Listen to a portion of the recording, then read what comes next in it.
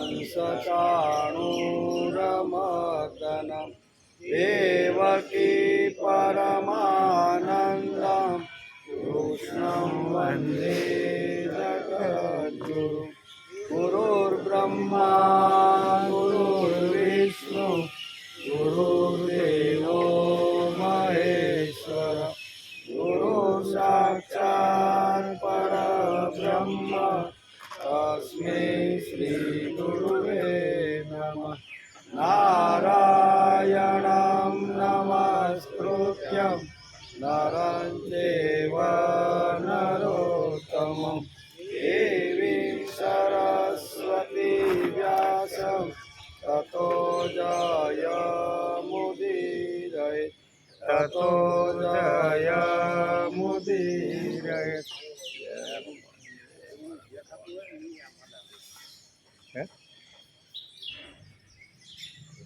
जलधर द्वितीयंगं ललित त्रिभंगं बहुकृत अंगं रसिकवरं गोकुल परिवारं मदनाकारं कुञ्जविहारं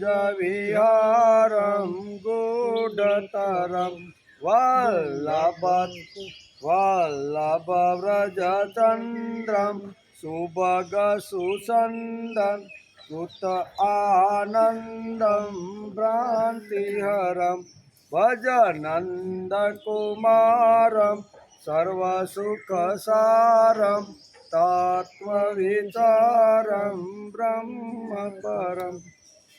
जलधर द्युति अंगम ललित त्रिभंगम बहुकृत अंगम रसिकवरम गोकुल परिवारम मदनाकारम कुंज विहारम गुड्ढतरम। એનો અર્થ થાય છે જેમના અંગની કાંતિ મેઘ સમાન શ્યામ છે, તેમાં લલિત ત્રિભંગી શોભે છે, વિવિધ રંગોમાં રહે છે, પરમ રસિક ગોકુળ જેમનો પરિવાર છે, કામદેવ સમાન સુંદર સુંદર આકૃતિવાળા, કુંજમાં વિહાર કરવાવાળા, સર્વત્ર અત્યંત ગૂઢ ભાવથી છુપા રહેલા એવા બાલ મુકુંદ ભગવાન શ્રી કૃષ્ણને તત્વ જાણીને ભજો એમ કહે છે. શું કહે છે? તત્વ જાણીને ભજો. પછી કે વલ્લભ વ્રજચંદ્રમ સુભગ સુચંદમ કૃત આનંદમ ભ્રાંતિહરમ ભજ નંદકુમારમ સર્વ સુખ સારમ તત્વ વિચારમ બ્રહ્મપરમ. પ્રિય વ્રજચંદ્ર ભાગ્યશાળી દિવ્ય લીલામય સદા આનંદ આપનાર અને ભ્રાંતિ ટાળનાર એવા સર્વ સુખોના સારભૂત પરબ્રહ્મ પરમાત્મા શ્રી કૃષ્ણને શું કહેવાય? તત્વ જાણીને ભજો. બરોબર ને? રેડી. તત્વ જાણીને ભજો એમ અહીંયા વલ્લભાચાર્ય કહે છે. આજે આપણે શ્રીમદ ભાગવતની શરૂઆત કરી એનો 192મો દિવસ. મંગળવારે આપણે સ્કંદ 10 અધ્યાય 26 અને 27ને આપણે નમસ્કાર કર્યા. નંદબાવા સાથે ગોવળોની શ્રી કૃષ્ણના પ્રભાવ વિશે વાતચીત. ભગવાન કૃષ્ણ ભગવાન તરીકે હોય એવો પ્રભાવ જ્યારે બતાવ્યો ત્યારે ગોવાળોને એમ થયું કે કોઈ સામાન્ય બાળક નથી, આ તો કાંઈ પ્રભાવશાળી બાળક છે એવું એને લાગ્યું. ગોપાલો શ્રી કૃષ્ણના આવા અલૌકિક કર્મ જોઈને બધા બહુ આશ્ચર્યમાં પડી ગયા. નંદબાવાએ આ બાળકના રહસ્ય બાબતે જે ગર્ગાચાર્ય નામકરણ સંસ્કાર કર્યા ત્યારે જે કહ્યું હતું એ બધી જ વાતો ગોવાળોને કહી સંભળાવી કે અત્યાર સુધી મેં તમને કીધું નહોતું, પણ ગર્ગાચાર્યએ મને જે વખતે નામકરણ સંસ્કાર કર્યા આ બાળકના ત્યારે આ બધી વાતો મને સમજાવી હતી. જ્યારે વ્રજવાસીઓએ નંદમાવાના મુખે ગર્ગાચાર્યની આ વાત સાંભળી ત્યારે તેમના આશ્ચર્યનું નિવારણ થઈ ગયું. આશ્ચર્યચકિત થઈને આવ્યા હતા ને કે આટલું મોટું ઐશ્વર્ય આવા 7-8 વર્ષના બાળકની અંદર હોય ને આવી ફરિયાદ અથવા આવી રીતનો વાત લઈને અહીંયા નંદ બાવા પાસે ગોવાળો આવ્યા હતા ત્યારે ગર્ગાચાર્ય જે કાંઈ ઘટના ઘટી હતી કીધી હતી એ બધી કીધી, એનું સમાધાન થઈ ગયું. કેમ કે હવે અમિત તેજસ્વી શ્રી કૃષ્ણના પ્રભાવને પૂર્ણ રૂપે જોઈ ચૂક્યા હતા. ત્યાર પછી 27મા અધ્યાયમાં શ્રી કૃષ્ણનો અભિષેક કરવામાં આવ્યો. બરાબર ને? 2 અધ્યાયને આપણે નમસ્કાર કર્યા હતા. એમાં 27મા અધ્યાયની અંદર અહીંયા શું કહેવાય, ગૌલોકમાંથી કામધેનુ આવી અને સ્વર્ગમાંથી ઇન્દ્ર આવ્યા. ઇન્દ્રએ પોતે ક્ષમા માગી કે મારી ભૂલ થઈ ગઈ હતી, મને ગર્વ અભિમાન આવી ગયું હતું. ભગવાન કે તમારા ગર્વ અને અભિમાન ઉતારવા માટે મેં આ તમારા યજ્ઞનો ધ્વંસ કરી નાખ્યો. આ બધી ચોખવટ બધી કરી, એનો આપણે વિચાર કરતા હતા. ગૌલોકથી કામધેનુ અને ઇન્દ્રલોકથી સ્વર્ગલોકથી ઇન્દ્ર ભગવાન આવ્યા. બરાબર ને? તો આ ઘટના આપણે મંગળવારે જોઈ. આજે આપણે સ્કંદ 10 અને અધ્યાય 28માં એમાં વરુણ લોકથી નંદજીને છોડાવી લાવવા આ પ્રસંગ વ્યાસે આની અંદર લખ્યો છે. એનો આજે આપણે વિચાર કરવાનો છે. શ્રી શુક ઉવાચ, સુખદેવજી બોલ્યા, એકાદશ્યા નિરાહાર સમભ્યર્ચ જનાર્દન સ્નાતો નંદસ્તુ કાલિંદ્યા દ્વાદશ્યા જલમાવિષમ. શ્રી સુખદેવજી કહે છે કે હે રાજા પરીક્ષિત, નંદ બાવાએ કાર્તિક સુદ એકાદશીનો ઉપવાસ કર્યો. નીતિ નિયમનો ઉલ્લંઘન કરી અને જો કોઈ સ્નાન કરે તો એની પરિસ્થિતિ કેવી નિર્માણ થાય છે. ત્યાં નંદ બાવાના એક પ્રસંગથી વેદ વ્યાસે આખા સમસ્ત સમાજને સ્નાન કરતી વખતે કઈ કઈ આજ્ઞાનું અથવા કયા કયા નિયમોનું પાલન કરવું ત્યાં વેદ વ્યાસે સમજાવ્યું છે. એ આખો પ્રસંગ અત્યારે આ 10મા સ્કંદના 28મા અધ્યાયની અંદર વેદ વ્યાસે લખ્યો છે કે દ્વાદશીના પરોઢમાં વહેલા ઉઠી સ્નાન કરવા માટે યમુના જલમાં પ્રવેશ કર્યો. નંદ બાવાએ એ ખબર ન રહી કે અત્યારે આસુરી કાળ હાલે. કેવો? જે વખતે સવારે વહેલા ઉઠી અને યમુનામાં સ્નાન કરવા માટે ગયા તો એ વખતે એને ધ્યાનમાં ન રહ્યું કે અત્યારે આસુરી કાળની અંદર હું સ્નાન કરવા માટે જાઉં છું. એ એના ધ્યાનમાં ન રહ્યું. તેથી તેઓ રાત્રિના સમયે જલમાં પ્રવેશ કરી ગયા. તે વખતે વરુણના એક સેવકે તેમને પકડી લીધા. વરુણના એક સેવકે પકડી લીધા અને પોતાના સ્વામી વરુણની પાસે લઈ ગયા. નંદ બાવા ખોવાઈ જતા વ્રજના બધા ગોવાળીઓ આમ તેમ દોડધામ કરવા લાગ્યા કે ભાઈ સવારે વહેલા સ્નાન કરવા માટે ગયા હતા, આખો દિવસ વીતી ગયો પણ નંદ બાવા હજી ઘેરે પધાર્યા નથી. બધા ગોવાળિયા અને કૃષ્ણ ભગવાનની પાસે બલરામની પાસે જઈને ગોવાળિયા કહે છે કે નંદ બાવા ક્યાં ગયા, આની તપાસ કરો એમ કે. નંદ બાવા ખોવાઈ જતા વ્રજના બધા ગોવાળ શ્રી કૃષ્ણ, હવે તમે જ અમારા પિતાને લાવી શકો છો. તમે જ તમારા પિતાને લાવી શકો છો. હે બલરામ, હવે તમારા ઉપર જ અમારો ભરોસો છે કે તમારા પિતાને તમે લાવશો. આ પ્રમાણે કહીને રડવા લાગ્યા. ભગવાન શ્રી કૃષ્ણ સર્વશક્તિમાન છે અને સદાથી પોતાના ભક્તોનો ભય દૂર કરતા આવ્યા છે. જ્યારે તેમણે વ્રજવાસીઓને ચિંતાતુર અને રડતા જોયા ત્યારે તેઓ વરુણજી પાસે શ્રી કૃષ્ણ પહોંચી ગયા. જ્યારે લોકપાલ વરુણે જોયું કે સમસ્ત જગતના ભગવાન ઋષિકેશ એટલે કે ઇન્દ્રિયોના સ્વામી સ્વયં અહીં પધારી રહ્યા છે ત્યારે તેમણે તેમની ભવ્ય પૂજા કરી. ભગવાનના દર્શનથી તેમના રોમે રોમ આનંદથી ખીલી ઉઠ્યા. ત્યાર પછી તેમણે ભગવાન શ્રી કૃષ્ણને વરુણે આ પ્રમાણે કીધું.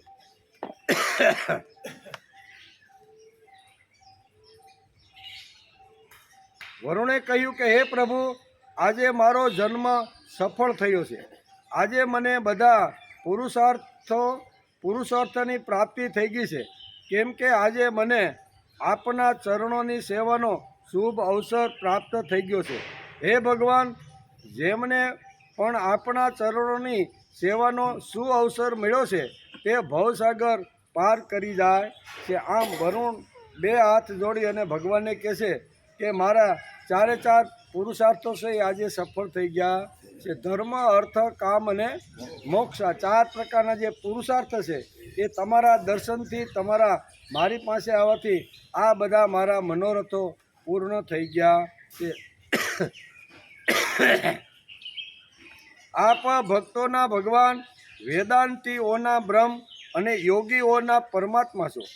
આપના વિગ્રહમાં વિભિન્ન લોક સૃષ્ટિઓની કલ્પના કરનારી માયા નથી એવું શ્રુતિઓ કહે છે. હું આપને નમસ્કાર કરું છું. હે પ્રભુ, મારો આ સેવક અતિ મૂર્ખ અને અજ્ઞાત છે. તે પોતાના કર્તવ્યને પણ જાણતો નથી. તે જ આપના પિતાજીને લઈને આવ્યો છે. આમ કૃપા કરીને તેનો અપરાધ તમે ક્ષમા કરો. હે ગોવિંદ, હું જાણું છું કે આપ આપના પિતા સાથે બહુ પ્રેમ ધરાવો છો. આ આપના પિતાજી છે, તેમને આપ લઈ જાઓ.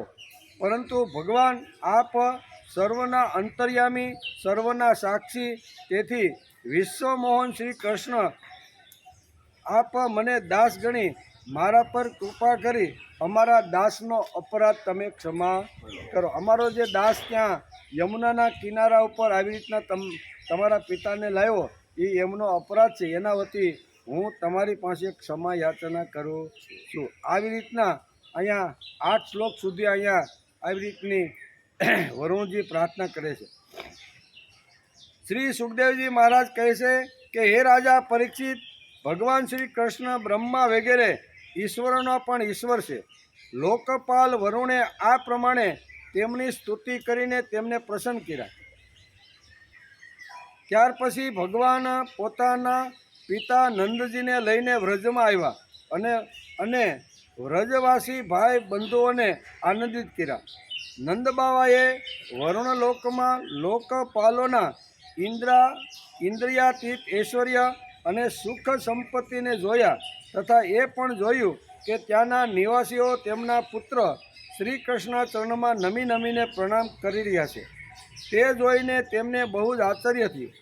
જેમણે વ્રજમાં આવીને પોતાના જ્ઞાતિભાઈઓને બધી વાત કહી સંભળાવી. હું વરુણ પાસે ગયો, અહીંયા કેવી રીતનું બધી વાત સંભળાવી. હે રાજા પરીક્ષિત, ભગવાનના પ્રેમી આ બધું સાંભળીને એવું સમજવા લાગ્યા કે અરે આ તો સ્વયં ભગવાન જ છે. ત્યારે તેમણે મનમાં જ બહુ ઉત્સુકતાથી વિચાર કર્યો કે શું ક્યારેય જગદીશ્વર ભગવાન શ્રી કૃષ્ણ અમને બધાને પણ પોતાનું તે માયાતીત સ્વધામાં જ્યાં કેવળ તેમના પ્રેમી ભક્તો જ જઈ શકે છે તે બતાવશો? હે રાજા પરીક્ષિત, ભગવાન શ્રી કૃષ્ણ સ્વયં સર્વદર્શી છે. ભલા તેમનાથી આ વાત કઈ રીતે છુપી રહી શકે? તેઓ પોતાના આત્મી ગોપોની અભિલાષા જાણી ગયા અને તેમનો સંકલ્પ સાકાર કરવા માટે કૃપાપૂર્ણ થઈને આ પ્રમાણે વિચારવા લાગ્યા. આ સંસાર બુદ્ધિ કરીને જાતની કામનાઓ અને તેને પૂરી કરવા માટે અનેક પ્રકારના કર્મો કરે છે. પછી તેના ફળ સ્વરૂપ દેવતા, મનુષ્ય, પશુ, પક્ષી વગેરે ઊંચી નીચી યોનિઓમાં ભટકતો રહે છે. તેથી તે પોતાના સ્વરૂપને જાણી શકતો નથી. હે રાજા પરીક્ષિત, પરમ કૃપાળુ ભગવાન શ્રી કૃષ્ણે આવું વિચારીને તેમના પર કરુણાસભર થઈને તે ગોપોને માયાના અંધકારથી અતીત પોતાનું પરમધામ દેખાડી દીધું.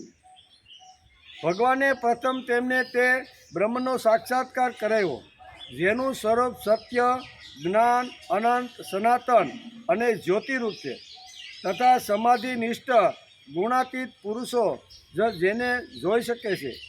જે જળાશયમાં અક્રુજીને ભગવાનને પોતાનું સ્વરૂપ દેખાડ્યું હતું, તે જ બ્રહ્મરદમાં બ્રહ્મ સ્વરૂપ ધરામાં તે ગોપોને લઈ ગયા.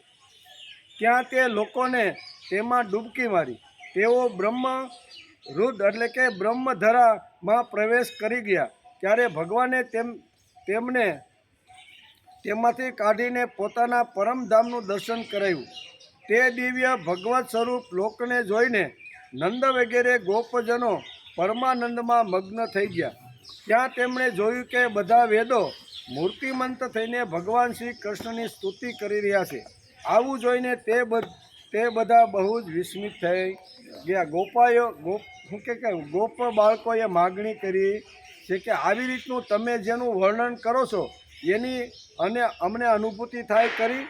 તો ભગવાન તો માયાપતિ છે, કેવા માયાના પતિ છે, એની પાસે તો બધા પ્રકારની માયાઓ છે. તેથી ભગવાને અહીંયા એની માયા દ્વારા આ ગોપ બાળકોને આવી રીતનું દર્શન કરાવ્યું એમ વેદ વ્યાસ લખે છે. ઇતિ શ્રીમદ ભાગવતે મહાપુરાણે પારમહંસ્યા સંહિતાયા દશમ સ્કંદે પૂર્વાર્ધાષ્ટ વિશોધ્યાય. 10મા સ્કંદના પૂર્વાર્ધ અંતર્ગત 28મો અધ્યાય સમાપ્ત થયો. 28મા અધ્યાયની અંદર વેદ વ્યાસે આટલી વાતો લખી છે.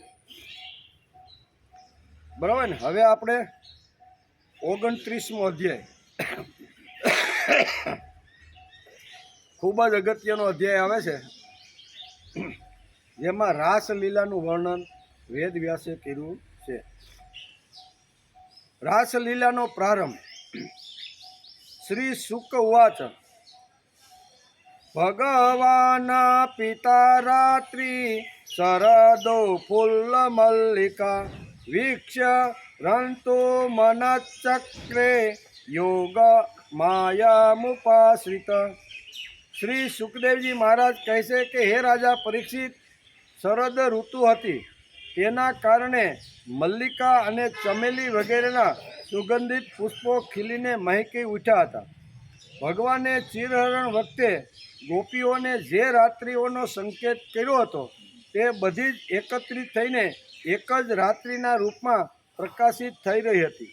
બરાબર ને. આપણે આગળના પ્રસંગમાં જોયું, વેદવ્યાસ એનો ઉલ્લેખ કરે છે કે જે વખતે ચિરહરણ થયું, કદમના ઝાડ ઉપર ભગવાન અહીંયા ગોપીઓના વસ્ત્ર લઈને જ્યારે ઉપર ચડી ગયા અને એને એમની પાસેથી વસ્ત્ર લેવાની જ્યારે ભગવાને કીધું કે તમારે તમારા વસ્ત્ર જોતો હોય તો મારી પાસે આવીને તમે લઈ જાઓ. ને એ વખતે ભગવાને એને આશીર્વાદ આપતા કીધું હતું કે તમારી જે આવી રીતની કામના છે, વાસના છે, એ જો તૃપ્ત કરવાની હોય તો શું કહેવાય કે અહીંયા રાત્રિના રૂપમાં પ્રકાશિત થઈ હતી. ભગવાને તેમને જોઈને દિવ્ય બનાવી.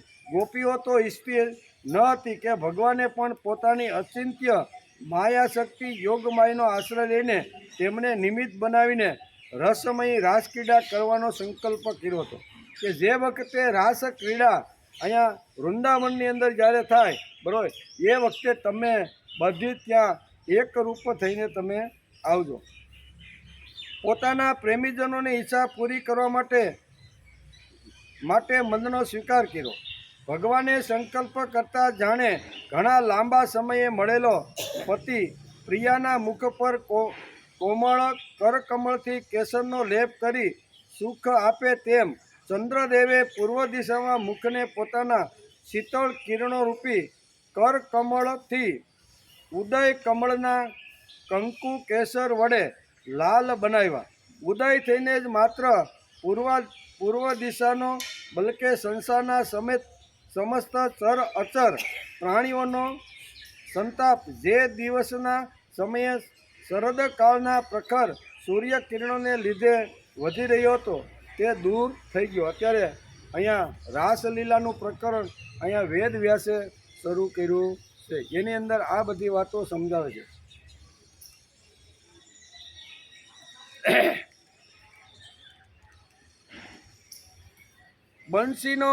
બંસીનો ધ્વનિ સાંભળીને જે ગોપીઓ દૂધ દોહી રહી હતી તે અત્યંત ઉત્સુકતા વશ દૂધ દોહવાનું છોડીને ચાલી નીકળી. કારણ કે જે વખતે હું રાસની રચના કરું એ વખતે તમારે બધાએ આવવાનું છે એવું એણે ચિરહરણ વખતે કીધેલું. એ વખતે અહીં ભગવાન શ્રી કૃષ્ણની અહીંયા મુરલીના સૂર ચારે બાજુ વહેવા લાગ્યા. આ સૂરો સાંભળી અને અલગ અલગ જે ગોપીઓ હતી એ ગોપીઓનું વર્ણન વેદવ્યાસે કર્યું છે. બંસીનો ધ્વનિ સાંભળીને જે ગોપીઓ દૂધ દોઈ રહી હતી તે અત્યંત ઉત્સુકતા વશ દૂધ દોવાનું છોડીને ચાલી નીકળી.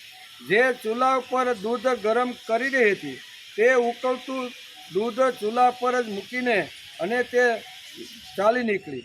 જે ગોપી લાપસી બનાવતી હતી તે લાપસી પણ ચૂલા ઉપર અધૂરી રાખી અને બંસીનો નાદ સાંભળતા આવી રીતે અનેક કામો પડતા મૂકીને દરેક ગોપીઓ વૃંદાવનની અંદર ભગવાનને જે રાસ લીલાની જે શરૂઆત માટે જે બંસરીનો સૂર વહેવો છે એ બંસરીના સૂર સાંભળી અને દરેક ગોપીઓ આવી રીતની નીકળી ગઈ.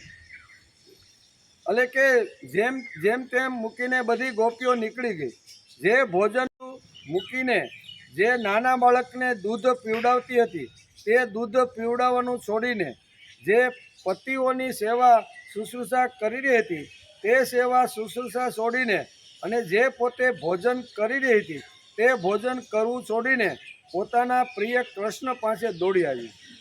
એટલે આમાં કાંઈ આશ્ચર્ય થવાનું જરૂર નથી. ભગવાન પ્રત્યેનો અહીંયા ગોપીઓને કેટલો ભાવ હતો, કેટલો પ્રેમ હતો, કેટલી આત્મીયતા હતી એનું વર્ણન વેદ વ્યાસે કર્યું છે. કે મોટા મોટા કે નાના નાના જે કાંઈ કામો હતા એ કામો ગોપીઓ કરતી હતી, પણ બંસરીનો નાદ, બંસરીનો સૂર એને જ્યારે સાંભળ્યો ત્યારે આ બધી જ ગોપીઓ બધા જ અધૂરા કામ મૂકીને રીતની છોડી. આટલો ભગવાન ઉપર એને આંતરડાનો પ્રેમ હતો. પ્રેમ એક જગ્યાએ હાલે નહીં, એક જગ્યાએ હાલે. પતિ શું કહેવાય, એક છોકરો એક પ્રેમ કરતો હોય ને છોકરી જો ના પાડતી હોય તો એ પ્રેમ હાલે.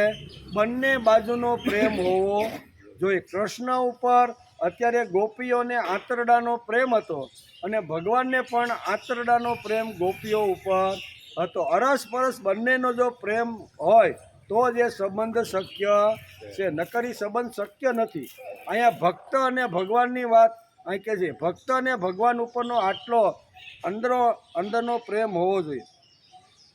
કોઈ કોઈ ગોપી પોતાના શરીર પર ચંદન અને સુગંધિત તેલ લગાડી રહી હતી અને કોઈક આંખોમાં મેસ આંજરી હતી. એ બધું છોડીને તથા ઉલટા સુલટા વસ્ત્રો પહેરીને શ્રી કૃષ્ણ પાસે પહોંચી જવા દોડી હતી. પિતા અને પતિઓએ, ભાઈ અને જ્ઞાતિ બંધુઓએ તેમને રોકીને તેમની મંગલની પ્રેમ યાત્રામાં વિઘ્ન નાખ્યું, પરંતુ તે એટલી મોહિત થઈ ગઈ હતી કે તે રોકવા છતાં પણ રોકાય નહીં. ભાઈ હતા, પતિ હતા કે ઘણા બધા એના જે હતા એને રોકવાનો પ્રયત્ન કર્યો પણ એ રોકાય નહીં. વિશ્વમોહન શ્રી કૃષ્ણે તેમના પ્રાણ, મન અને આત્મા બધાનું હરણ કરી લીધું હતું. ભગવાને બધી ગોપીઓનું જે મન હતું, આત્મા હતું, હૃદય હતું એ બધાનું હરણ કરી લીધું હતું. હે રાજા પરીક્ષિત, તે સમયે થોડી ગોપીઓ ઘરની અંદર હતી. તેમને બહાર નીકળવાનો રસ્તો જ ન મળ્યો. ત્યારે તેમણે પોતાના નેત્રો બંધ કરી દીધા અને ખૂબ તન્મનાથી શ્રી કૃષ્ણના સૌંદર્ય, માધુર્ય અને લીલાઓનું ધ્યાન કરવા લાગી. આગળ કૃષ્ણ ભગવાન સાથેનું જે માધુર્ય હતું, એની સાથેનો જે વ્યવહાર થયો હતો એનું બધાનું સ્મરણ કરી અને એનું ધ્યાન કરવા લાગી. ઘણી અંદર પૂરાઈ ગઈ. પતિ થોડો કડક હશે એટલે બહારથી તાળું મારી દીધું કે ભાઈ તને હવે આ જ્યાં શું કહેવાય બંસરીનો નાદ થયો છે ત્યાં હું તને જવા દઈશ નહીં. તો અંદર બેઠી બેઠી ભગવાનનું સ્મરણ કરવા લાગી. એની જે લીલાઓ હતી, એણે જે કાંઈ અનુભવ્યું હતું એ બધાનું ધ્યાન કરવા લાગી.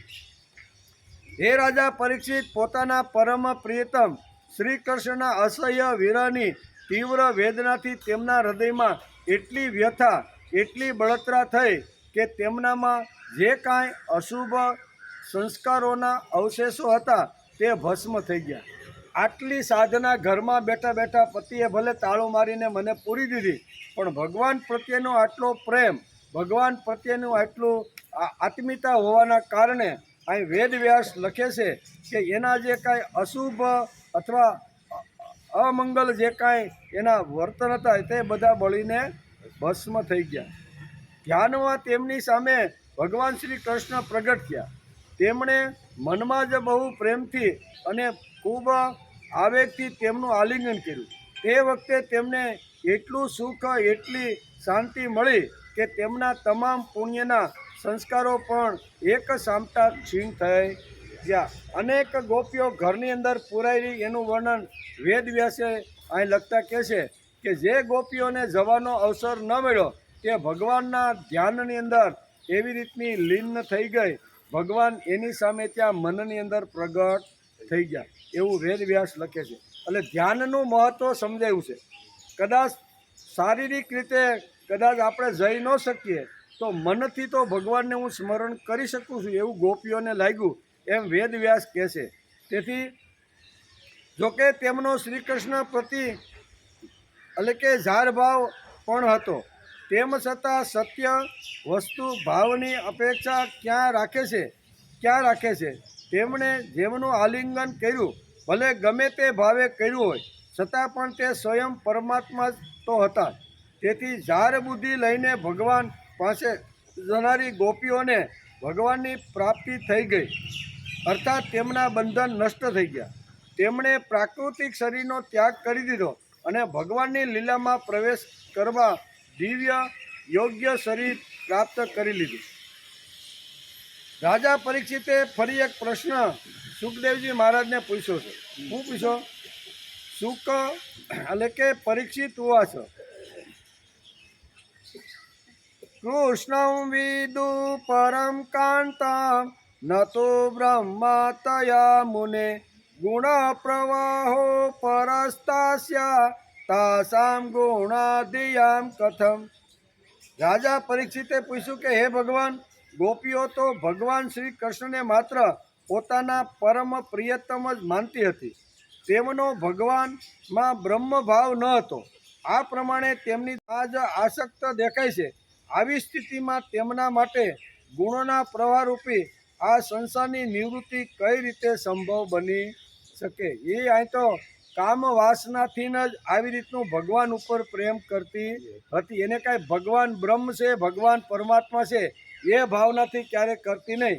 અહીંયા રાજા પરીક્ષિતનો મનમાં પ્રશ્ન ઊભો થયો છે કે કામ વાસનાથી, શારીરિક સંબંધથી ગોપીઓ અહીંયા ભગવાન શ્રી કૃષ્ણ સાથે પ્રેમ કરતી હતી. ભગવાન બ્રહ્મ છે, ભગવાન પરમાત્મા છે એ ભાવથી કરતી નહોતી. તો આવી રીતની કામ વાસના દ્વારા જે ભગવાન ઉપર જે પ્રીતિ કરે છે, તો એના માટે ગુણોના પ્રવાહરૂપ આ સંસાર રૂપી નિવૃત્તિ કઈ રીતે થઈ શકે? આવો પ્રશ્ન રાજા પરીક્ષિતે પૂછ્યો છે.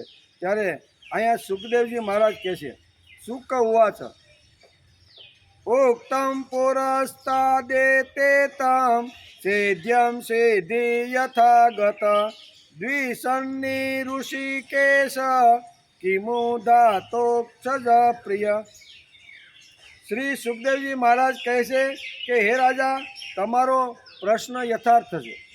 હું તમને પહેલાં જ જણાવી ચૂક્યો છું કે ચેદીરાજ શિશુપાળ ભગવાન પ્રત્યે દેશભાવ રાખવા છતાં પોતાનું પ્રાકૃતિક શરીર છોડીને અપ્રાકૃત શરીરમાં ભગવાનનો પાર્ષદ બની ગયો. આની પહેલાં મેં પણ તમને એક વાત કરી હતી કે દ્વેષ ભાવથી પણ જો ભગવાનનું આવી રીતનું ચિંતન કરે, ભગવાનની અંદર દ્વેષ ભાવથી પણ જો મન પરોવે ને, તો પણ એને પાર્ષદ તરીકે અહીંયા શિશુપાળને ભગવાને સ્વીકારી લીધો છે. નકર દ્વેષ ભાવથી કહેતો હતો ને, બરાબર ને, ભગવાન એને બલરામ એને વારંવાર અટકાવવાનો પ્રયત્ન કરતા હતા કે ભાઈ હવે હદ થઈ, તારી ગાળો દેવાનું હવે તું બંધ કર. ગમે તેવી વાત કરીને ભગવાન કૃષ્ણને તું ગાળો આપે છે તો એ તારા માટે યોગ્ય નથી. ઘણીવાર તો હાથમાં ખડગ લઈને બલરામ ઊભા થઈ જતા. કૃષ્ણ કે કાંઈ વાંધો નહીં, બેસવા જો નહીં. મેં એની બાને વચન આપેલું છે કે ભાઈ તારો દીકરો કદાચ મારા વિરુદ્ધમાં ઊભો રહેશે અને ઊભો રહે પછી હું એની 100 ગાળ સુધી હું ક્ષમા કરવાનો છું. એટલે તમે શું કરો છો? તો કે હું ગણતરી કરું છું. કૃષ્ણ શું કહે છે કે ભાઈ તમે શાંત થાવ. તો કે તમે કરો છો શું? તો કે હું ગણતરી કરું છું કે આની 100 ગાળ ક્યારે પૂરી થાય અને ક્યારે એનું શિર આવી રીતનું નોખું કરું. કહેવાનો અર્થ કે અહીંયા રાગ દ્વેષથી પણ જો ભગવાનનું આવી રીતના વિરુદ્ધમાં કોઈ પણ જો માણસ ઊભો રહે, ભગવાનને ગમે તેટલી ગાળો આપે, પણ ભગવાન એ આવી રીતના દ્વેષી માણસનો પણ ઉદ્ધાર કરે છે. એમ સુખદેવજી મહારાજ કહે છે કોઈ પણ રીતે માણસનું મન પછી રાગથી હોય, દ્વેષથી હોય, ભાવથી હોય, આત્મીયતાથી હોય, ક્રોધથી હોય કે કામનાથી હોય, કોઈ પણ રીતે માણસ ભગવાનની અંદર મન પરોવો જોઈએ. એવું અહીંયા બહુ વેદવ્યાસ પરીક્ષિત રાજાને કહે છે કે કોઈ પણ રીતે માણસને ભગવાનની અંદર મન લગાડવું જોઈએ. એટલે અહીંયા શિશુપાલનું ઉદાહરણ અહીંયા આપે છે કે શિશુપાલ ભગવાન પ્રત્યે દ્વેષભાવ રાખવા છતાં પોતાનું પ્રાકૃતિક શરીર છોડીને અપ્રાકૃત શરીરમાં ભગવાનનો પાર્ષદ બની ગયો. આવી સ્થિતિમાં જે સમસ્ત પ્રકૃતિ અને તેના ગુણોથી અતીત ભગવાન શ્રી કૃષ્ણને પ્રિય છે અને તેમની સાથે અનન્ય પ્રેમ કરે છે, તે ગોપીઓ તેમને પ્રાપ્ત થઈ જાય છે. એમાં ક્યાં આશ્ચર્યની વાત છે? કદાચ ગોપીઓ આત્મીથી અને શારીરિક સંબંધથી ભગવાન કૃષ્ણની સાથે સંબંધ જો બાંધવા માગતી હોય, બરાબર, અને કદાચ એ બ્રહ્મ તત્વ છે એવું ગોપીને કદાચ ખબર પણ ન હોય અને ખાલી શારીરિક સંબંધની જો ગોપીઓ વાત કરતી હોય, તો અહીંયા શિશુપાલ જેવો રાગ અને દ્વેષ અને ગાળોથી ભગવાનને આવી રીતની ઘણી બધી કરે તો પણ ભગવાને એનો સ્વીકાર કરીને એને મુક્તિ આપેલી છે. તો આ તો એક ગોપીઓ છે અને ગોપીઓ ભલે કામ વાસનાથી એના ઉપર ભાવ અને પ્રેમ રાખતી છે તો પણ એ વાત અહીંયા ભગવાન વિચારે છે, એટલે કે ગોપીઓ તેમને પ્રાપ્ત થઈ જાય છે. એમાં ક્યાં આશ્ચર્યની વાત છે? હે રાજા પરીક્ષિત, વાસ્તવમાં ભગવાન પ્રકૃતિ સંબંધી બુદ્ધિ વિનાશ પ્રમાણ એટલે કે પ્રમેય અને ગુણી ભાવથી રહી છે. તેઓ અચિંત્ય, અનંત, અપાકૃત, પરમ કલ્યાણ રૂપ ગુણોના એકમાત્ર આશ્રય છે. તેમણે આ જે પોતાને અને પોતાની લીલાને પ્રગટ કરી છે તેનું પ્રયોજન માત્ર એટલું છે કે જીવ જેના આધારે પોતાનું પરમ કલ્યાણ સાધી. અત્યારે રાસક્રીડાનો ભગવાને અત્યારે વૃંદાવનની અંદર સરસ મજાનું આવી રીતનું પોતાની લીલાનો એક ભાગ પ્રગટ તરીકે રાસલીલા શરૂ કરી છે. તો રાસલીલાના આ કાર્યક્રમથી અહીં વેદવ્યાસ લખે છે કે કોઈને કોઈ માણસ તો કોઈને કોઈ ગોપી તો આવી રીતની આમાં થઈ જશે. તેથી ભગવાન સાથે માત્ર સંબંધ થઈ જવો જોઈએ. શું કહે છે? ભગવાન સાથે કોઈ પણ પ્રકારનો સંબંધ થઈ જવો જોઈએ. એમ અત્યારે અહીંયા સુખદેવજી કહે છે. સુખદેવજી કહે છે, કામમ ક્રોધમ ભય સ્નેહ એક્ય સૌહાર્દમેવ ચ નિત્યમ હરો વિદધત્તો યાન્તિ તન્મયતા હિતમ. વેદવ્યાસ લખે છે અને સુખદેવજી મહારાજ રાજા પરીક્ષિતને તેના પ્રશ્નના જવાબમાં આપતા કહે છે કે ભગવાન સાથે માત્ર સંબંધ થઈ જવો, ભગવાન સાથે સંબંધ થવો ખૂબ જ અગત્યનો છે. સંબંધ થઈ જવો જોઈએ. પછી તે સંબંધ ભલે ગમે તેવો હોય, કામનાનો હોય, ક્રોધનો હોય અથવા ભયનો હોય, સ્નેહનો હોય, સગપણનો હોય અથવા મિત્રતાનો હોય, કોઈ પણ રીતે ભગવાનની સાથે સંબંધ થવો જોઈએ. બહુ આ શ્લોકને કામમ ક્રોધમ ભય, કોઈ કામથી હોય, ક્રોધથી હોય, ભયથી હોય, સ્નેહથી હોય, કોઈ એક્યથી હોય, કોઈ સુરજથી હોય, આવા અનેક પ્રકારના સંબંધો ભગવાનની સાથે બાંધી શકાય છે. રાગ દ્વેષથી પણ ભગવાનની સાથે સંબંધ બાંધો તો પણ ભગવાન એનો સ્વીકાર કરી લે છે. આ શ્લોકની અંદર કહે છે કે રાગ દ્વેષ હતા મિત્રતાનો હોય, ગમે તે ભાવથી ભગવાનમાં નિત્ય જોડાઈ જાય છે અને તેથી તે વૃત્તિઓ ભગવાનમય બની જાય છે અને તે જીવને ભગવાનની પ્રાપ્તિ થઈ જાય. બહુ સરસ. ભગવાનની જો પ્રાપ્તિ કરવાની હોય તો અહીં ભગવાન વેદવ્યાસે બહુ સરસ રીતે સિદ્ધાંત આપને આ શ્લોકની અંદર સમજાવી દીધો છે. બહુ સરસ શ્લોક છે. 15મો શ્લોક છે, પાકો કરવા જેવો છે. સ્કંદ 10 બરાબર 29મો અધ્યાય અને 15મા શ્લોકની અંદર બહુ સરસ રીતે આખા વિશ્વને માર્ગદર્શન આપીને કીધું કે કોઈ પણ રીતે ભગવાનની સાથે માણસ જોડાઈ જવો જોઈએ. એ માણસ જો જોડાઈ જાય તો એને ભગવાનની પ્રાપ્તિ થઈ જાય છે. એમ સુખદેવજી મહારાજ રાજા પરીક્ષિતને આ પ્રમાણે સમજે છે અને તેથી તે વૃત્તિઓ ભગવાનમય બની જાય છે અને તે જીવને ભગવાનની પ્રાપ્તિ થઈ જાય છે. એમ સુખદેવજી રાજા પરીક્ષિતને પોતાનો જે પ્રશ્નનો જે ઉત્તર હતો એનો હતો કે આટલી કામના અને વાસનાથી ભગવાન પ્રત્યે પ્રેમ કરનારી જે ભગવાનને બ્રહ્મ માનતી જ નથી તો એની નિવૃત્તિ કેવી રીતે થાય? તો એની પણ નિવૃત્તિ થઈ જાય છે. એમ સુખદેવજી મહારાજ શિશુપાલનું ઉદાહરણ આપીને આગળ આ શ્લોકની અંદર આટલી વાતો સમજાવે છે. ભાગવતમાં વેદવ્યાસે જે રાસક્રીડા લખી છે એ ભક્તિની અંતિમ સ્થિતિ છે અને તે શ્રેષ્ઠતમ ભક્તિની સ્થિતિ છે. રાસક્રીડા એટલે અંતિમ ભક્તિની અંતિમ આવી રીતની સ્થિતિ છે.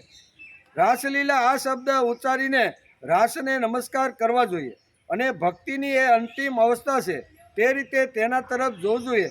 આમ ભાગવતકારનું કહેવું છે. રાસ ક્રીડા એટલે ભગવાન સાથે ભળી જવાનું, ભગવાનમાં મળી જવાનું, ભગવાન સાથે આવી રીતનું શું કહેવાય થઈ જવા માટેની અંતિમ જે ભક્તિ જો કોઈ હોય ને તો વેદવ્યાસ કહે છે કે રાસ ક્રીડા છે. રાસ ક્રીડામાં હું મારું શરીર નથી, હું નથી, દુનિયા નથી, કંઈ જ નથી, હું ને મારો ભગવાન. આ સ્થિતિ ઉપર રાસ ક્રીડાનું મહત્ત્વ ભાગવતકાર આપને સમજાવે છે. રાસ ક્રીડા એક સુંદર, સુમધુર, એટલે કે સુમનોહર સત્ય છે. ભાગવતમાં જે શૃંગાર શ્લોકો છે તેનો તેવો જ અર્થ કરવામાં કોઈ પણ ખામી નથી અને હાનિ પણ નથી. શૃંગારના આગલા શ્લોકમાં આપણે જોયું કે કેવા કેવા શૃંગાર સજી અને બધી જ ગોપીઓ અત્યારે અહીંયા ક્યાં આવે છે? રાસ ભગવાને મુરલીનો શું કહેવાય સૂર છોડ્યો અને એ રાસની અંદર ભાગ લેવા માટે આવે છે ત્યારે કેટલી શૃંગારિકા વાતો વેદવ્યાસે ઘણા બધા શ્લોકોમાં લખી છે. રાસક્રીડા એક જુદી સ્થિતિ છે તે સમજવું જોઈએ. ભક્તોએ પોતાના ઉપર પરમેશ્વરની કૃપા થવી જોઈએ. તે માટે ભાગવતકારે ઘણા માર્ગો આપણે બતાવ્યા છે. કોઈ પણ માર્ગથી ભગવાન પરમાત્માની પ્રીતિ મેળવી શકાય છે. એવા અનેક પ્રકારના સંબંધો ભગવાન સાથે જોડી શકાય છે. એ આ શ્લોકની અંદર બતાવ્યું છે. કામથી પણ તમે ભગવાન સાથે, ક્રોધથી પણ ભગવાન સાથે, બરાબર, કોઈ પણ આવી રીતના સ્નેહથી પણ ભગવાન સાથે, હૃદયથી પણ ભગવાન સાથે, કર્મ કરીને પણ ભગવાન સાથે માણસ જોડાઈ શકે છે. એવું અહીંયા ભાગવતકારે આ શ્લોકની અંદર બતાવ્યું છે. ભાગવતકારે ઘણા બધા માર્ગો આ શ્લોકની અંદર બતાવ્યા છે. આવા કોઈ પણ માર્ગમાં સમરસ થવાનો માણસ પ્રયત્ન કરવો જોઈએ. પછીને તે ભલે ભગવાન સાથે કોઈ પણ સંબંધ બાંધે. ભક્તિનું અંતિમ રૂપ પ્રભુમાં વિલીન થઈ જવું. ભક્તિનું અંતિમ રૂપ શું છે કે ભગવાનમાં વિલીન થઈ જાવ. પછી બીજો જન્મ એમાં મળતો નથી. ભગવાનની અંદર જ આવી રીતનો થઈ જાય છે. એ એનું અંતિમ રૂપ છે. પછી તે સંબંધ કોઈ પણનો હોય, કામનો હોય, ક્રોધનો હોય કે સ્નેહનો હોય, તે ભગવાન સાથે મિત્રતાનો, ભક્તનો, સખ્યનો હોય. ગમે તે ભાવથી ભગવાનમાં નિત્ય નિરંતર આપણી જે વૃત્તિઓ છે તેને જોડી દેવાનો માણસે પ્રયત્ન કરવો. જે આપણી જે કાંઈ વૃત્તિ છે, આપણી જે કાંઈ કામના છે, આપણી જે કાંઈ જે સમસ્યાઓ છે એ બધી ભગવાનની સાથે જોડી દેવાનો પ્રયત્ન માણસે કરવો જોઈએ. સંપૂર્ણતા વિલીન જેમ ચુંબકીય ક્ષેત્રમાં પ્રવેશ્યા પછી ચુંબકને ચીટકવું કે નહીં તે લોહ કણના હાથની વાત રહેતી નથી. આપણે ચુંબકીય વિસ્તારમાં પ્રવેશ કરીએ, દાખલા તરીકે આપણે તુલસી શ્યામ જઈએ, તુલસી શ્યામ જતાં આપણે રસ્તાની અંદર એક એવો નાનો એવો ઢાળ આવે છે કે એ આખું ચુંબકીય ક્ષેત્ર છે. તો આપણી ગાડી જે ઢાળમાં જે આપણે શું કહેવાય લીવર આપીને ઢાળમાં જેમ ઉપર ચડાવવી જોઈએ, બરાબર ને, તો ત્યાં લોકો આજે પ્રયોગ કરે છે. લોકો જાય છે ઢાળમાં, ગાડી પડેલી છે, ઉપર જવાનું છે, બંધ કરે તો ગાડી એની મેળે ઓટોમેટિક ઉપર જાય છે. એનું કારણ શું છે? ઘણીવાર આપણે આ બધું ચમત્કાર લાગે, પણ એ લોહ ચુંબકીય ક્ષેત્ર એવા હોય છે કે એ ખેંચી લે છે. કોઈ પણ એના ક્ષેત્ર સુધી લઈ જવા માટે ગમે તેવી વસ્તુ હોય તો એને ખેંચવાનો પ્રયત્ન કરે છે. અહીંયા ભગવાને કૃષ્ણે બંસરીના સૂર છેડ્યા છે. એ બંસરીના સૂરથી આવી રીતની ગોપીઓ ઘણી ઘરની અંદર પણ પુરાઈ રહી છે અને ઘણી બધી ગોપીઓ કામ અને અલગ અલગ કામો છોડી અને તે ચુંબકીય ક્ષેત્રમાં જેમ ખેંચી જાય છે એમ ભગવાન કૃષ્ણની મુરલી રાસ ક્રીડાની અંદર આ બધી ગોપીઓને ખેંચી ગયા છે. એમ વેદવ્યાસ બહુ સરસ રીતે રખે છે. એટલે કે તેને સંપૂર્ણતા તે ભગવાન સાથે મિત્રતાનો સંબંધ હોય કે ગમે તેવો સંબંધ હોય, સંપૂર્ણતા વિલીનમાં જેમ ચુંબકીય ક્ષેત્રમાં પ્રવેશ્યા પછી ચુંબકને ચીટકવું કે નહીં તે લોહકણના હાથની વાત રહેતી કે આપણી હાથની વાત ન રહે. તમે ગાડી ત્યાં ઊભી રાખો ને તોય ખેંચી નહીં, ઢાળ હોય તોય ચડાવી દે. આપણે એમ થાય કે ગાડી સ્ટાર્ટ કરી નથી, કોઈ સીટ ઉપર બેઠું નથી અને આ ગાડી હાલે છે કેમ? તો એ હાલે ભાઈ, એને ખેંચે છે કોણ? ચુંબકીય જે લોહ તત્વ હોય છે ને એ કોઈ પણ રીતે ખેંચે છે. આપણી પાસે પણ લોહ ચુંબકનો હોય ને એ કોઈ લોઢાને આપણે અડાડીએ અથવા થોડું દૂર હોય ને તો ખેંચી લે કે નહીં, એવી રીતે રાસલીલાનું પ્રકરણ વેદવ્યાસે બહુ સરસ રીતે અહીંયા શરૂ કર્યું છે કે ભગવાનના બધા જ રીતે એને ખેંચી લે છે, તેને ચિંતવું જ પડે છે. તેથી ભગવાન સાથે કોઈ પણ સંબંધથી જોડાઈ જાઓ, પછી પિતા પુત્રનો સંબંધ હોય, ભક્ત કે ભગવાનનો સંબંધ હોય કે પ્રેયસી કે કામ ક્રોધ સ્નેહ ગમે તે પ્રકારનો સંબંધ હોય, પણ એકવાર ભગવાનની સાથે માણસે સંબંધ જોડી દેવો જોઈએ. તેથી ઘણીવાર આ મહાપુરુષો આ જગતમાં આવે અને આપણને ઘણીવાર આવી રીતના નાના નાના ઉદાહરણો આપીને સમજાવવાનો પ્રયત્ન કરે છે કે ભગવાનનું લોહ ચુંબકીય તત્વ કેવું છે કે ઘણા દૂર સુધી પણ એનો જ્યાં અવાજ જાય છે બદ્રીનો, ત્યાંથી પણ ખેંચીને વૃંદાવનની અંદર રાસ લીલાની અંદર હાજર કરી દે છે. બરાબર, પછી એને કાંઈ દોડવાની જરૂર પડતી નથી, લોહ ચુંબક જેમ ખેંચી લે એમ ખેંચી લે છે. શંકરાચાર્ય પણ પોતાના સ્તોત્રમાં આ વાત લખે છે. આજે ગુરુ શંકરાચાર્ય થઈ ગયા, એમણે પોતાના સ્તોત્રમાં એક જગ્યાએ લખ્યું, નમોક્ષસ્યાકાંક્ષા ભવ વિભવાંચા પિતન મે ન વિજ્ઞાનાપેક્ષા દશિમુખી સુખે ચાપી ન પુનઃ અતસ્ત્વં સંન્યાસે જનની જનનમ યાતુ મમ વે મૃડાણી રુદ્રાણી શિવ શિવ ભવતી શિવ શિવ ભવાની જપત. શંકરાચાર્ય પોતાના સ્તોત્રમાં લખે છે કે ભગવાનનું આકર્ષણ પણ ભક્તને કેવી રીતનું હોય છે, એ પોતાના સ્તોત્ર દ્વારા સમજાવવાનો પ્રયત્ન કરે છે. હે ચંદ્રમુખી માતાને ઉદ્દેશીને શંકરાચાર્ય અહીંયા પ્રાર્થના કરે છે કે હે ચંદ્રમુખી માતા, મને મોક્ષની ઈચ્છા નથી, મારે કાંઈ મોક્ષ જોતો નથી, મને સંસાર વૈભવની લાલસા પણ નથી. જેમ ગોપીએ મોરલીનો અવાજ સાંભળતા સંસારમાં જે કંઈ નાના મોટા જે કામો હતા એ બધા પૂરતા મૂકીને તો એનું કારણ કે ભાઈ હવે આમાં મને કાંઈ રસોડા ઉપર કદાચ દૂધ ગરમ થતું છે, લાપસી બનતી છે અથવા પતિને ભોજન પીરશે, હવે આમાં કાંઈ મને બહુ રસ રહ્યો નથી. મુરલીનો અવાજ સાંભળે અને રાસ ક્રીડાની શરૂઆત થાય છે ત્યારે દરેક ગોપીઓ પોતાના બધા જ કામો છોડી અને ભગવાનના રાસની અંદર હાજર થઈ જાય કે અહીંયા શંકરાચાર્ય પણ અહીંયા મા જગદંબાને કહે છે કે હે મા જગદંબા, મને સંસાર વૈભવની લાલસા નથી, મને વિજ્ઞાનની અપેક્ષા નથી, અરે મને સુખની પણ ઈચ્છા નથી. આથી હે માતા, હું તારી પાસે એટલું જ માગું છું કે મારું સારું આયુષ્ય મૃડાણી રુદ્રાણી શિવ શિવ ભવાની એમ જપતા મારું આખું આયુષ્ય પૂર્ણ થાય. હવે મને કોઈ કામના નથી, કોઈ વાસના નથી, કોઈ તૃષ્ણા નથી, બસ તું અને હું, આના સિવાય મારા જીવનમાં મને કોઈ અપેક્ષા નથી. ગોપીઓ પણ આ જ વાત ધારી અને બધું જ છોડીને વૃંદાવનની અંદર ભગવાને રાસલીલાની જે પ્રકરણ શરૂ કર્યું છે એમાં બધે આવી ગઈ. ભક્તિનું અંતિમ રૂપ પરમેશ્વરમાં વિલીન થઈ જવું છે. પરમેશ્વર આપણા પિતા છે, માતા છે, બંધુ છે, સખા છે. તેથી તેની સાથે જુદા જુદા સંબંધોથી માણસે જોડાઈ જવાનો પ્રયત્ન કરવો જોઈએ. જેનો જેવી કહેવાય કેપેસિટી એ પ્રમાણે ભગવાન સાથેનો સંબંધ બાંધી દેવો જોઈએ. બધા સંબંધોમાં સર્વશક્તિમાન પ્રભુની સાથે અનુરાગથી એકરૂપ થઈ જવાનું છે. આવી ભાવના હોવાથી ભાગવતકાર વેદવ્યાસે 10મા સ્કંદના 29મા અધ્યાયના 15 શ્લોકમાં લખતા કહે છે કે હે રાજા પરીક્ષિત, ભગવાન સાથે માત્ર સંબંધ થઈ જવો જોઈએ. પછી તે સંબંધ ભલે ગમે તેવો હોય, કામનાનો હોય, ક્રોધનો હોય અથવા ભયનો હોય, સ્નેહનો પણ હોય અને સદગુણ અથવા મિત્રતાનો સંબંધ હોય, ભલે ગમે તે ભાવથી ભગવાનમાં નિત્ય નિરંતર આપણી વૃત્તિઓ જોડી દેવાથી તે ભગવાન સાથે જોડાઈ જાય છે અને તેથી તે વૃત્તિઓ ભગવાનમય બની રહે છે અને તે જીવને ભગવાનની પ્રાપ્તિ થઈ જાય છે. આપણી પાસે જે કાંઈ શક્તિઓ છે એ શક્તિઓ સાથે ભગવાનની સાથે જોડાઈ જવાનો પ્રયત્ન કરવો જોઈએ. તેથી મહાપુરુષો આ જગતની અંદર આવે, આપણા જેવા અભણ અને સામાન્ય લોકોને થાય કે ભાઈ અમે ભગવાનની પ્રાપ્તિ અમારા જેવા અભણને કેવી રીતે થઈ શકે?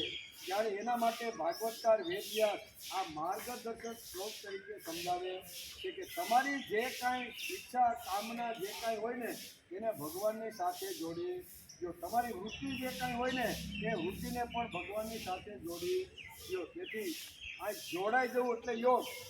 સંસ્કૃતમાં એને શું કહે છે? યોગનો અર્થ થાય છે જોડાઈ જવું, અને યોગ સંસ્કૃત શબ્દ છે. તો જોડાવાનું કોની સાથે? તો કે ભગવાનની સાથે.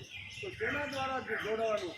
તો મને ભગવાને જે કર્મ કુશળતા આપી છે, મને જે અક્કલ આપી છે, મને કાર્યની નિપુણતા આપી છે, એ મારી કાર્યની કાંઈ નિપુણતા છે, મારી કાંઈ જે કાંઈ છે એ બધી ભગવાનની સાથે જોડી દેવી. તો જેમ કરીને મહાપુરુષો આ જગતમાં આવે છે, પ્રભુ સાથેના જુદા જુદા સંબંધો સાથે પ્રભુનું પણ માનવીકરણ થયું. ભગવાનના જુદા જુદા સંબંધો છે, તેથી ભગવાન પોતે માનવ થઈને આવ્યા અને માનવના જ રૂપની અંદર આવ્યું. શું કહેવાય? માનવીકરણ ભગવાને કર્યું. નિર્ગુણ નિરાકાર સગુણ સાકાર બનીને આવી અને આપણી વૃત્તિઓ એની અંદર સમાવી દીધી છે. પ્રભુ માનવી રૂપ લઈ શકે છે. વિવિધ રૂપો જેને નિર્માણ કર્યા છે એ માનવી રૂપ શા માટે ન લઈ શકે? વાત આખી દુનિયાને સૃષ્ટિ જેને બનાવી છે, પશુ પક્ષી આવી રીતે પ્રકૃતિ બનાવી છે, તો એ જેને બનાવી છે તો એકાદું રૂપ પોતાનું ન લઈ શકે? તો આ લઈ શકે. તેથી માનવી રૂપ નિર્ગુણ નિરાકાર રૂપ લઈને આવ્યા છે. તેના બારામાં આપણે બિલકુલ સંશય નથી. એટલું જ નહીં, અમને માનવી રૂપે જ ભગવાન જોઈએ છે. માણસને ભગવાનનું માનવી રૂપ જ નજીકનું લાગે છે. Human form is the most intimate form for us. આવું અંગ્રેજીમાં પણ કહે છે કે માનવીનું અભેદ હોવો જોઈએ, ભેદ રાખીને અભેદ રહેવો જોઈએ. તેમાં વિલોભનીય અભેદ છે. બંનેને મિલન માટેની આતુરતા છે, સમાન હોય છે. ભક્ત અને ભગવાનને બંનેને મિલનની આતુરતા હોવી જોઈએ. ભગવાનને જેટલી આમ તાલાવેલી લાગે કે મારો ભક્ત હમણાં મારી પાસે આવશે, તો ભગવાન પણ પોતાના સિંહાસન ઉપરથી એની રાહ જોતા હોય, આટલી ભગવાનને પણ તાલાવેલી લાગવી જોઈએ. ભક્તને પણ થાય છે કે હું જ્યારે આ દેહ છોડીશ ને ત્યારે હું ભગવાનની અંદર હોય. આ બંનેને જો તાલાવેલી હોય તો જ એને ખરું મિલન કહેવામાં આવે છે. એમાં કોઈ પ્રકારનો ભેદ રહેતો નથી અને ભક્ત ભગવાનમાં ભળી રહે છે. ભગવાન સાથે પુત્ર સખા કે પ્રિયાનો સંબંધ બાંધવો છે તો તે માટે ભક્તે પોતાનું જીવન બદલવું જ પડશે. પુત્રના કંઈક જે ગુણો છે તે ભક્તની અંદર આવવા જોઈએ. જે કાંઈ ગુણો છે, જે સંબંધ બાંધવો હોય તે ગુણો ભક્તની અંદર આવે. તેવી જ રીતે મિત્રના જે લક્ષણો છે તે ભક્તમાં આવે તો તે મિત્ર થઈ શકે છે. ભક્તનું એવું જીવન હોવું જોઈએ. પુત્ર પિતાના સંબંધમાં જેમ પુત્ર પિતાનું કામ કરે છે, તેમ ભક્ત જ્યારે પ્રભુનું કામ કરે છે ત્યારે તે પુત્ર થઈ શકે છે, મિત્ર થઈ શકે નહીં. ભક્તિ જેમ જેમ ઉન્નત થતી જાય છે તેમ તેમ ભગવાન સાથે સંબંધ બંધાતો જાય છે. એમ ભાગવતકાર 10મા સ્કંદની અંદર લખે છે. પિતા પુત્રના સંબંધમાં પિતાને ખેંચાણ હોય, તેથી તે પુત્રને બચી પડે, પણ તેમાં પુત્ર હેરાન થઈ જાય. 2-3 વર્ષનો નાનું બાળક હોય, પિતાને એમ થાય કે હાલ મારા દીકરાને ઓફિસ જતી આવ્યો છું તો જરીક એને બચી ભરી લઉં. એ જે ઉપાડે પણ 2-3 દિવસની દાઢી બાપાને વધી ગયો હોય અને બચી ભરવા જાય તો બાળકની શું હાલત થાય? કારણ કહે છે કે આવી રીતની હાલત ઘણીવાર ભક્તની ભગવાન કરી રાખે છે. પિતા પુત્રના સંબંધમાં પિતાને ખેંચાણ હોય, તેથી તે પુત્રને બચી ભરે, તેમાં પણ પુત્ર હેરાન થઈ જાય છે. મિત્ર સંબંધ સતત છે, તેમાં ભક્ત પોતાનું જુએ છે, ભગવાન તેનું જુએ છે. આ સંબંધમાં એકબીજાની જરૂર હોતી નથી. એવો સંબંધ થવો જોઈએ કે જેમાં બંનેને મળવાની આતુરતા હોય, ઉત્કંઠતા હોય. તે સંબંધ એટલે પ્રિયા. આ મધુરા ભક્તિ છે. એમાં ભક્ત અને ભગવાન બંનેને સરખું ખેંચાણ છે.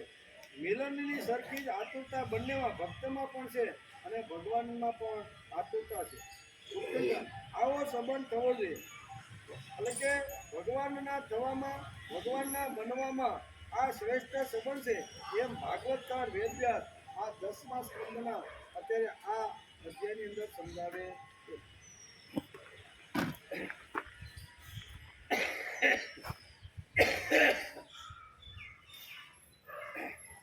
સુખદેવજી મહારાજ કહે છે કે હે રાજા પરીક્ષિત, તમારા જેવા પરમ ભાગવત ભગવાનના રહસ્યને જાણવાવાળા ભક્તે શ્રી કૃષ્ણ વિશે આવી શંકા કરવી જોઈએ નહીં.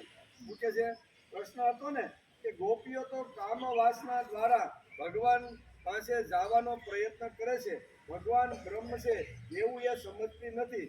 તો આ સંબંધ આવી રીતનો કેવી રીતનો થાય? તો એના જવાબમાં અત્યારે સારી સદન એકદમ નજીક આવી રહી છે ત્યારે તેમણે પોતાની વિનોદયુક્ત વાકચક્રથી તેમને ભ્રમિત કરવા રહીને કહ્યું.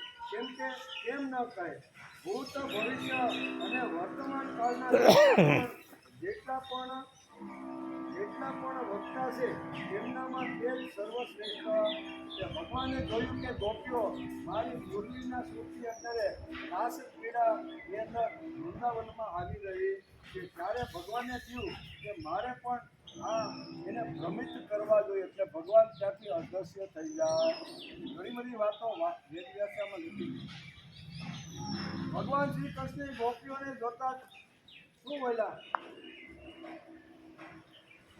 ફરીથી આવી રીતનું શું કહેવાય, વર્તમાન કાળના જેટલા પણ વક્તા છે તેમના માટે સર્વશ્રેષ્ઠ છે. તેથી તેણે વાક સત્તાથી ભ્રમિત થઈને ગોપીઓને ફરીથી આ પ્રમાણે કીધું. શું કીધું?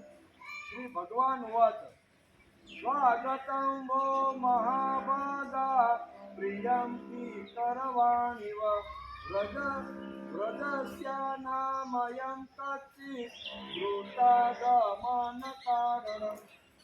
આ સ્વાગતમ હો મહાભાગા, આ શ્લોક ભાગવતની અંદર બીજી વાર આવ્યો.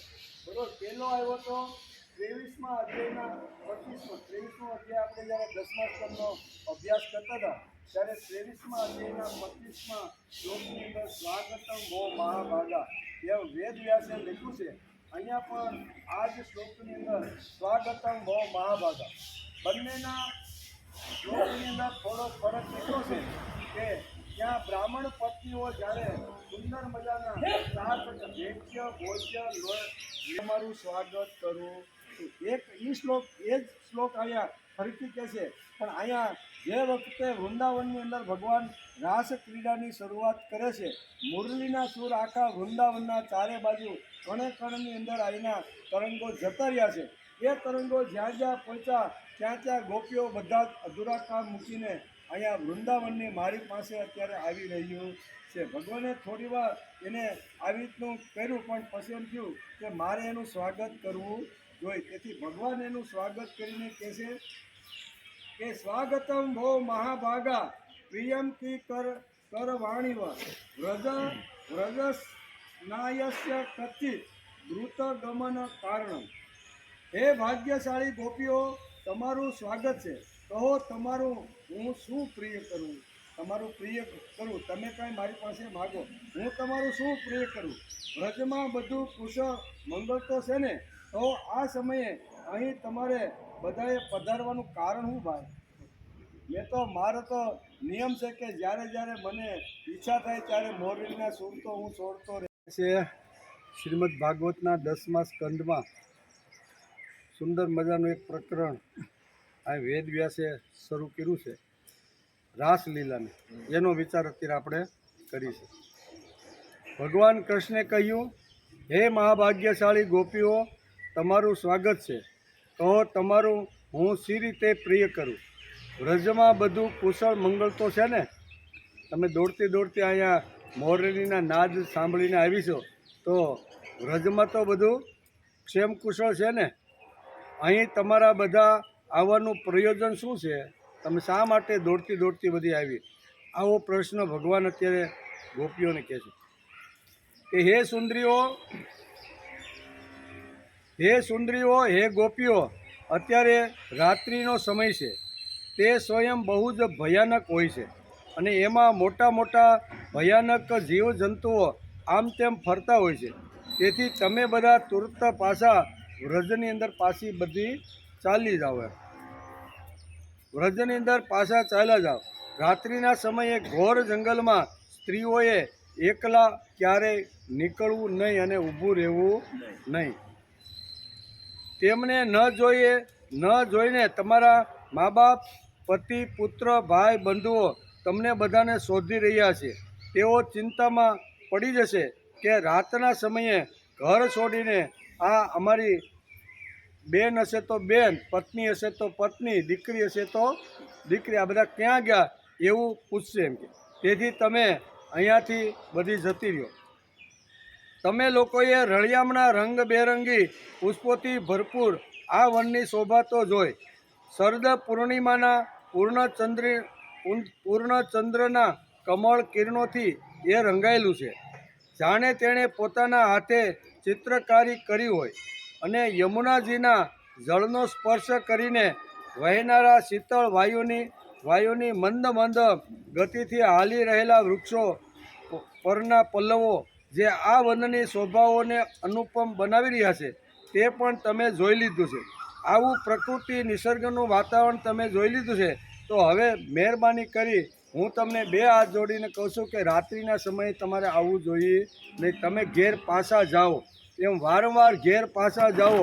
આમ કરી અને અહીંયા બહુ સરસ રીતે 18થી 26 શ્લોક એટલે 9 શ્લોકની અંદર અહીંયા ગોપીઓને પાછા પોતાના ઘરે જાઓ એવી રીતનું વારંવાર અહીં 9 શ્લોકની અંદર ભગવાન ગોપીઓને અત્યારે આ વાત સમજાવી રહ્યા છે. તમને ન જોઈને બધા હેરાન પરેશાન થઈ છે. હવે વિલંબ ન કરો, જલ્દીથી વ્રજમાં પાછા વળો. તમે લોકો કુળવાન અને સતી સ્ત્રીઓ છો. જાઓ, તમારા પતિદેવોની સેવા શુશ્રૂષા કરો. જુઓ, તમારા ઘરના નાના બાળકો અને ગાયોના વાસડા તમારા વિના ઝૂરતા હશે. તેમને જઈને તમે દૂધ પીવડાવો. નાના વાસડા હોય તેને દૂધ પીવડાવો. નાના નાના બાળકો છોડીને તમે આવ્યા છો એને પણ દૂધ પીવડાવો. તમારા પતિઓ પણ આવી રીતના આટા ફેરા મારતા તમને નહીં જોવે ત્યારે ચિંતા ખૂબ જ એની વધી જશે. તેથી આ 9 શ્લોકની અંદર વારંવાર ભગવાન એક જ વાત અત્યારે રાત્રેના સમયમાં આવેલી ગોપીઓને વારંવાર આ રીતે વિનંતી કરે છે.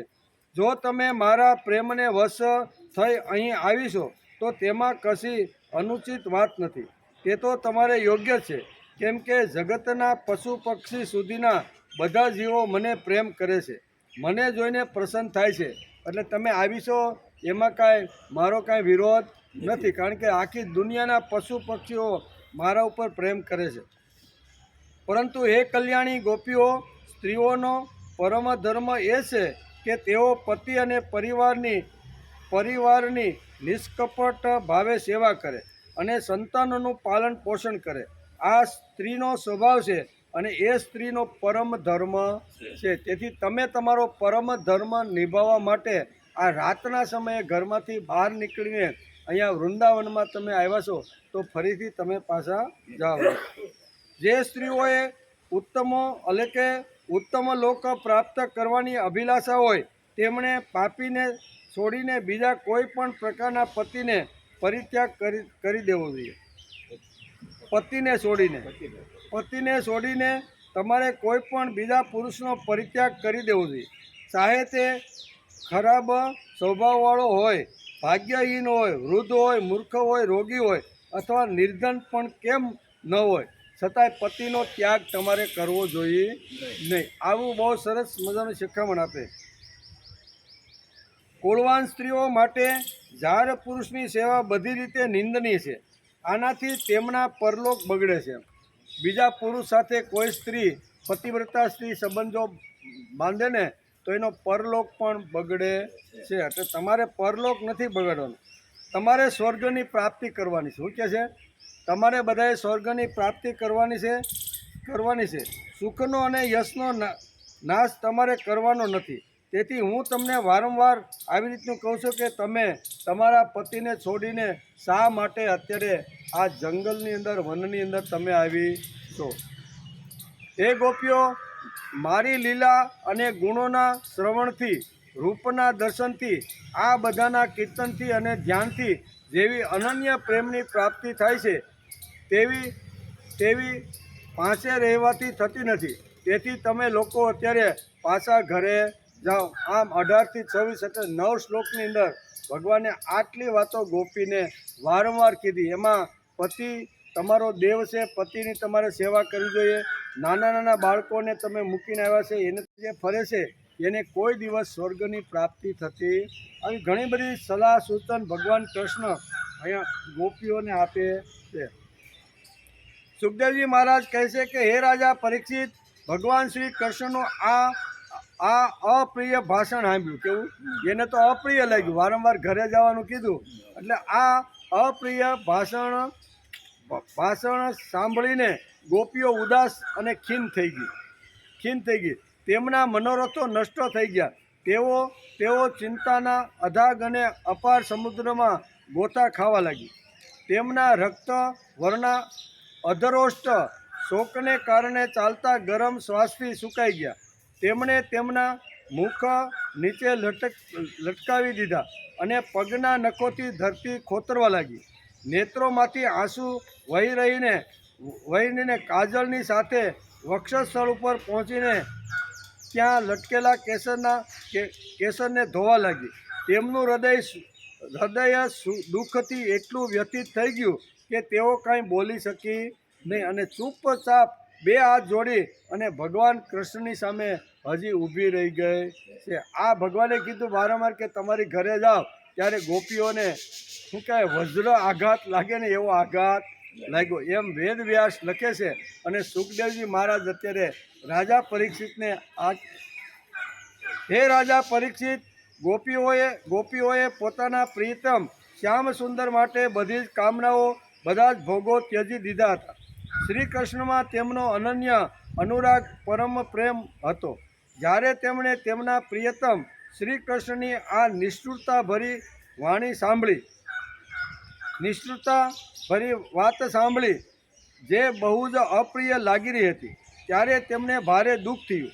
આંખો રડીને લાલ થઈ ગઈ હતી, આંસુઓથી રૂંધાઈ ગઈ હતી. તેમણે ધીરજ ધારણ કરીને પોતાના આંસુ લૂછ્યા અને પ્રિયતમ છતાં અપ્રિય જેવું બોલતા શ્રી કૃષ્ણ પ્રત્યે કંઈક કોપાવેશથી ગળગળી વાણીથી આ પ્રમાણે એને કીધું. એમ 31 થી 41 શ્લોકની અંદર આ ગોપીઓ અત્યારે ભગવાને જે 9 શ્લોકની અંદર જે એને શિખામણ આપી એના જવાબમાં ગોપીઓ અત્યારે 11 શ્લોકની અંદર 31 થી 41 શ્લોકની અંદર આ ગોપીઓ ઘરે જવાનું કહેવા છતાંય બે હાથ જોડીને સામે ઊભી ગળગળી થઈ ગઈ છે, આંખમાંથી આંસુ વરસી રહ્યા છે. અને એ પ્રમાણે કહે છે, ગોપીઓએ કહ્યું, શું કીધું કે હે પ્યારા કૃષ્ણ, તમે ઘટમાં વ્યાપ્ત છો, અમારા હૃદયની વાત તમે જાણો છો.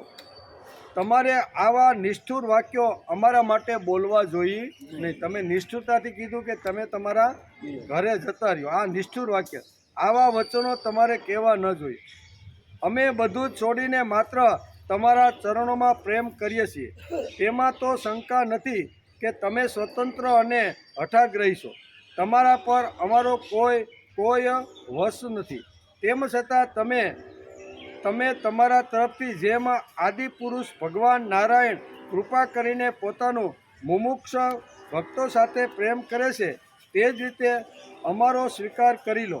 અમારો ત્યાગ ન કરો અને અમને પાછા ઘર મોકલવાનો આગ્રહ તમે રાખો ને. આમ કરીને 11 શ્લોકની અંદર આ ગોપીઓ બે હાથ જોડીને રડતી રહેલી આંસુની ધારા સાથે કહે છે કે હે પ્રિય શ્યામ સુંદર, તમે તમામ ધર્મોના રહસ્યને જાણો છો.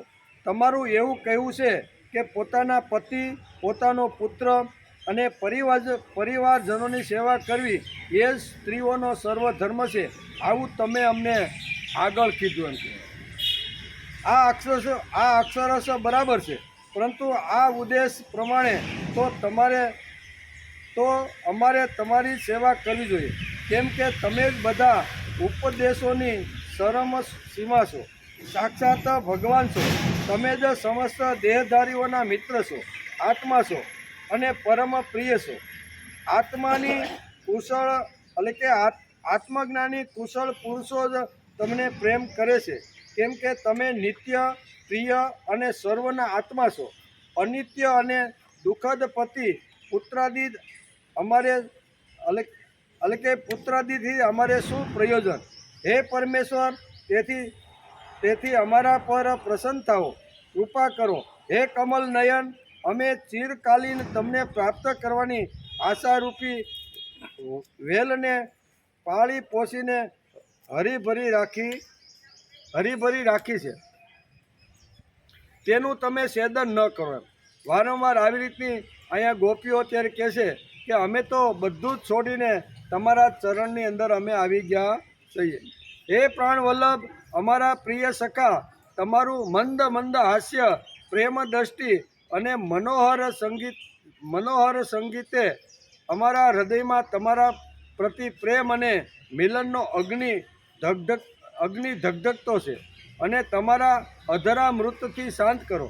નહીં તો હે પ્રિયતમ, અમે સાચું કહીએ છીએ, તમારા વિરહમાં અમે શરીર બાળી નાખીશું અને ધ્યાન દ્વારા તમારા ચરણ કમળને પ્રાપ્ત થઈ જશું. તમે એમને જો ફરજિયાત ઘરે જવાનો જો આગ્રહ પકડીને કરશો તો અમે ઘરે જવાના નથી, બળી મરીશું અને તમારું ચિંતન કરતાં કરતાં જ અમે તમને પ્રાપ્ત થઈ જશું. હે પ્યારા કમલનયન, તમે વનવાસી જનોના પ્રિય છો અને તેઓ પણ તમને બહુ પ્રિય છે. તેથી જ તમે મોટા ભાગે તેમની પાસે રહો છો, ત્યાં સુધી કે તમારા જે ચરણ કમલની સેવાનો અવસર સ્વયં લક્ષ્મીજીને પણ ક્વચિત જ મળે છે. તે ચરણનો સ્પર્શ અમને પ્રાપ્ત થયો છે. જે દિવસે આ સૌભાગ્ય અમને સાંપડ્યું છે અને તમારો સ્વીકાર કરીને અમને આનંદિત અમારી આંખોમાં વસી ગયા છો. અમારી દ્રષ્ટિ કોઈ બીજા તરફ જતી નથી. હે અમારા પ્રિય સ્વામી, જે લક્ષ્મીજીનો કૃપા કટાક્ષ પ્રાપ્ત કરવા માટે મોટા મોટા દેવતાઓ તપસ્યા કરે છે, તે જ લક્ષ્મીજી તમારા વક્ષસ્થળમાં એકલા સ્થાન પ્રાપ્ત કરી લેવા છતાં પણ પોતાની શોકત તુલસીની સાથે તમારા ચરણોની રજ પ્રાપ્ત કરવાની અભિલાષા સેવે છે. અત્યાર સુધીમાં બધા ભક્તોએ પણ ચરણ રજનું સેવન કર્યું છે, તેમજ અમે પણ તમારી ચરણ રજની ચરણમાં જ આવી ગયા છીએ. હે ભગવાન, અત્યાર સુધી જેણે તમારા ચરણનું શરણ લીધું છે તેના બધા દુઃખો તમે નષ્ટ કરી નાખ્યા છે. તમારા શરણમાં જે ભક્તો આવી ગયા છે એના જે કાંઈ પાપ હોય અથવા જે કાંઈ દુર્ગુણ હોય તે બધા તમે નષ્ટ કરી નાખ્યા છે. આવી રીતે 11 શ્લોકની અંદર ગોપીઓ આ રીતે 31 થી 41 આ રીતે ભગવાનને જવાબ આપે છે. હે પ્રિય શ્યામ સુંદર, ત્રણેય લોકમાં અને અન્યત્ર એવી કોઈ સ્ત્રી છે જે મધુર પદ અને અવરોહ ક્રમથી વિવિધ પ્રકારની મૂર્છાઓથી યુક્ત તમારો વેણુનાદ સાંભળીને તથા આ ત્રિલોક સુંદરી મોહિની મૂર્તિઓ કે જે પોતાના એક બુંદ સૌંદર્યથી ત્રિલોકને સૌંદર્યનું દાન કરે છે અને જેને જોઈને ગાયો, પક્ષીઓ, વૃક્ષો અને હરણાઓ રોમાંચિત થઈ જાય છે, પુલકિત થઈ જાય છે. પોતાના નેત્રોથી નિરખીને આર્ય મર્યાદા ડગી જાય, કુળ અને લોકલજાને છોડીને તમને પ્રેમ કરે છે. અમારાથી એ વાત અજાણી નથી કે જેમ ભગવાન નારાયણ દેવતાઓની રક્ષા કરે છે તે જ રીતે તમે વ્રજમંડળમાં ભય અને દુઃખ નિવારણ માટે જ પ્રગટ થયા છો. અને એ પણ સ્પષ્ટ છે કે દીન દુઃખીઓ પર તમારો અતિશય પ્રેમ અને કૃપા છે. હે પ્રિયતમ, હે કૃષ્ણ, અમે પણ બહુ દુઃખી છીએ. તમને મળવાની આકાંક્ષાથી અગ્નિથી અમારું હૃદય બળી રહ્યું છે. તમે પોતાની આ દાસીઓના વક્ષસ્થળ ઉપર અને મસ્તક પર તમારો કોમળ કરકમળ મૂકીને અપનાવી લો. અમને નવું જીવતદાન આપો. અમારે અગ્નિની અંદર બળીને ભસ્મ થવું નથી. નહીંતર જો તમે અહીંથી આગ્રહ કરીને મૂકવાનો પ્રયત્ન કરશો તો અમે પણ તમારું સ્મરણ કરતાં અગ્નિની અંદર આમ કરીને 31 થી 41 શ્લોકની અંદર આ ગોપીઓએ ભગવાનને કાલાવાલા કર્યા છે. શ્રી સુખદેવજી કહે છે કે હે રાજા પરીક્ષિત, ભગવાન શ્રી કૃષ્ણ સનકાદિક યોગીઓ અને શિવ વગેરે યોગેશોના પણ ઈશ્વર છે. જ્યારે તેમણે ગોપીઓની આ વ્યથા અને વ્યાકુળથી ભરેલી વાણી સાંભળી ત્યારે તેમનું હૃદય દયાથી ભરાઈ ગયું. જોકે તેઓ આત્મારામ છે, પોતે પોતાના જ રમણ કરતા રહે છે. તેમને પોતાના સિવાય બહારની કોઈ વસ્તુની અપેક્ષા નથી. તેમ છતાં તેમણે હસીને તેમની સાથે ક્રીડાનો રાસનો પ્રારંભ કરી દીધો. ભગવાન શ્રી કૃષ્ણે પોતાના હાવભાવ અને ક્રિયાને ગોપીઓને અનુકૂળ કરી દીધા, છતાં તેઓ પોતાના સ્વરૂપમાં જેમના તેમ એકરસ સ્થિર થયા, અચ્યુત હતા. જ્યારે તેઓ ખડખડાટ હસતા ત્યારે તેમના દાંત મોગરાના પુષ્પ જેવી કાંતિવાળા જણાતા હતા. તેમની પ્રેમપૂર્ણ દૃષ્ટિ અને તેમના દર્શનના આનંદથી ગોપીઓના મુખકમળ ખીલી ઉઠ્યા. તે તેમને ચારે તરફ ઘેરીને ઊભી રહી. ત્યારે શ્રી કૃષ્ણ એ રીતે શોભતા હતા જાણે પોતાની પત્નીઓ વચ્ચે નક્ષત્રોમાં ચંદ્રમાં શોભતા હોય. ગોપીઓના સેંકડો જૂથોના સ્વામી ભગવાન શ્રી કૃષ્ણ વૈજયંતી માળા પહેરીને વૃંદાવનને સુશોભિત કરતા વિચરણ કરવા લાગ્યા. ક્યારેક ગોપીઓ પોતાના પ્રિયતમ શ્રી કૃષ્ણના ગુણ અને લીલાઓનું ગાન કરતી તો ક્યારેક શ્રી કૃષ્ણ ગોપીઓના પ્રેમ અને સૌંદર્યના ગીતો ગાવા લાગતી. ત્યાર પછી ભગવાન શ્રી કૃષ્ણે ગોપીઓ સાથે યમુનાજીના પવિત્ર તટ ઉપર કે જે કપૂર જેવી ચમકતી રેતીથી ઝગમગતો રહ્યો છે, પર્દાપણ કર્યું. તે યમુનાજીના ચપળ તરંગોના સ્પર્શથી શીતળ અને ચંદ્રવિક્ષી કમળોની સુગંધથી સુવાસિત થઈ રહ્યા હતા. તે આનંદપૂર્વક યમુના તટ પર ભગવાન ગોપીઓ સાથે વિહાર કરવા લાગ્યા. પોતાના કરકમળ પસારીને તો વળી કંઈક આલિંગન આપીને તો વળી કરકમળનો સ્પર્શ આપીને વિનોદથી તો નખાગ્ર ભાગથી સુખ આપીને કટાક્ષભરી દ્રષ્ટિથી જોવું અને હસવું. આ ક્રિયાઓ દ્વારા ગોપીઓના દિવ્ય પ્રેમાનંદને વધારતા રહીને ભગવાન શ્રી કૃષ્ણે તેમને વિહાર દ્વારા આનંદિત કરવા લાગ્યા. ગોપીઓએ જ્યારે 11 શ્લોકની અંદર ભગવાનને રડતા રડતા જ્યારે આ બધી વાત કરી ત્યારે ભગવાનને વિચાર આવ્યો કે હવે આને મારે સ્વીકારી લેવી જોઈએ. એમ કરી અને અહીંયા રાસની શરૂઆત કરે છે. ભગવાન પણ અનેક પ્રકારના રૂપ ધારણ કરી એક ગોપી અને એક કૃષ્ણ, બરાબર ને, આવી રીતની સુંદર મજાની રાસ ક્રીડાની શરૂઆત થાય છે. ત્યાર પછી સુખદેવજી મહારાજ કહે છે કે હે રાજા પરીક્ષિત, ઉદાર શિરોમણી સર્વવ્યાપક ભગવાન શ્રી કૃષ્ણે જ્યારે આ રીતે ગોપીઓનું સન્માન કર્યું ત્યારે ગોપીઓના મનમાં એવો ભાવ આવ્યો કે સંસારની સમસ્ત સ્ત્રીઓમાં અમે જ સર્વશ્રેષ્ઠ છે, કે અમને ભગવાનની સાથે આ રાસલીલા રમવાનો અવસર મળ્યો છે. આ દુનિયામાં ઘણી બધી સ્ત્રીઓ છે, એના કરતાં અમે અમને ભગવાનની જોડે રાસલીલા રમવાનો અવસર ભગવાને પોતે જ આપેલો છે. અમારા જેવું કોઈ નથી. તેઓ કંઈક અભિમાનની થઈ ગઈ, બરાબર. હવે થોડુંક ગોપીઓને થોડુંક અભિમાન થવા લાગ્યું કે દુનિયાની જેટલી સ્ત્રીઓ છે એ સ્ત્રીઓમાંથી સર્વશ્રેષ્ઠ સ્ત્રીઓ અમે છીએ. ભગવાન પ્રત્યેનો ભાવ તો હતો જ, પણ અંદર થોડોક અહંકાર અને અભિમાન આવી ગયું કે ભગવાને અમારી જેવી આવી સામાન્ય ગોપીનો સ્વીકાર કરી અને ઘરે ન મોકલતા અમારી સાથે રાસક્રીડાની શરૂઆત. ભગવાન પણ આવી રીતના રાસક્રીડા કરતાં અનેક ગોપીઓના મન એણે વાંચી લીધા કે અનેક ગોપીઓના મનમાં એવો અભિમાન આવી ગયું છે કે અમે જ સર્વશ્રેષ્ઠ સ્ત્રીઓ છે, બાકીની સ્ત્રીઓ અમારા જેવી નથી. અભિમાન જ્યારે આવે છે ત્યારે ભગવાન પણ આવી રીતનું અભિમાન ઓગાળવા માટે ઘણી વાર આવી રીતની લીલાઓ કરતા હોય છે.